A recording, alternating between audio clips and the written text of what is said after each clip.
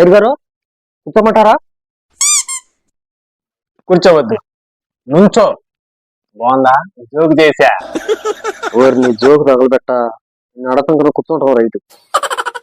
నువ్వు కూర్చోవే.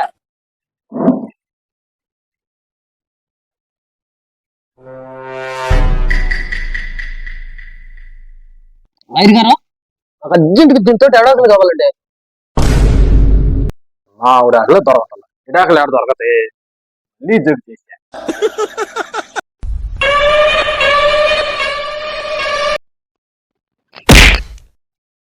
నువ్వు జోకర్వా లాయర్వా?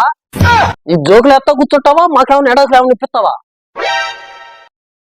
ఉండవయ్యా, ఇడాకులు ఇయడానికి ఏమన్నా కుండలో కూడా తీసుకొచ్చి ఇయడానికి ఏమంటే.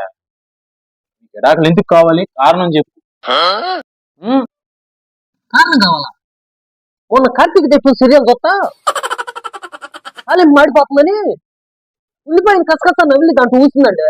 అంతకంటే కారణం ఏంటి చెప్పు. ఏం మాట్లాడుతున్నావురా? నరాలు కట్ అయిపోయినాయి. అంటే లాయర్ గారు తలే మాడిపోతుందని.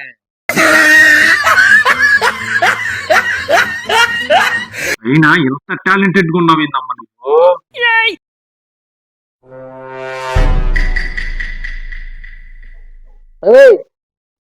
ఇంతకీ వచ్చేటప్పుడు ఇంటికి తాళం వేసి వచ్చావా? ఏంటి ఆలోచిస్తున్నావా? చేశానండి, నేను వెనక తలుపేత మర్చిపోయాను.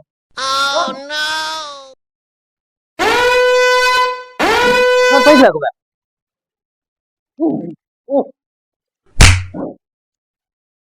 కూర్చో.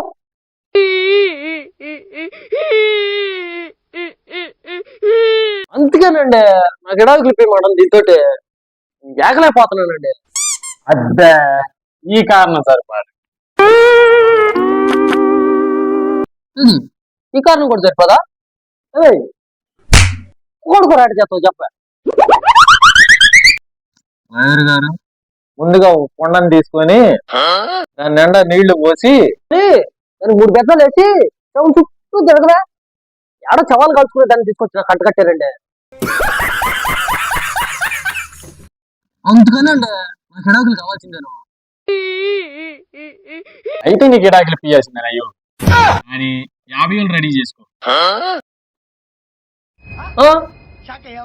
నీకు 50,000 ఇస్తాం కదా, దీంతో కాపురం చేస్తావా రైట్ గా? మళ్ళీ ఓడి దగ్గరికి వచ్చు.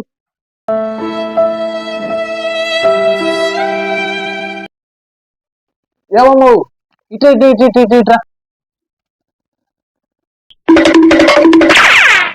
ఇన్ని కాదులేవయ్యా, నువ్వు వెళ్ళవయ్యా. ఇందాకేంది సగం చెవ తాపావు? కుండలో నీళ్లు పోసి ఏం చేస్తా తర్వాత?